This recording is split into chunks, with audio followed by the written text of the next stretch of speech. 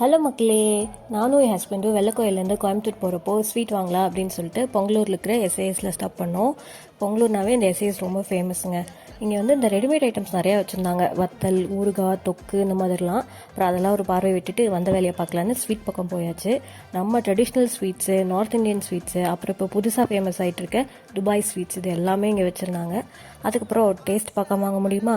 So first எனக்கு பிடிச்ச இந்த பொட்டேட்டோவில் டொமேட்டோ ஃப்ளேவர்னு ஒன்று இருக்கும். நல்லா டேங்கியாக கிறிஸ்பியாக இருந்துச்சு. இது என்னோடய பர்சனல் ஃபேவரட், ரொம்பவே பிடிக்கும்.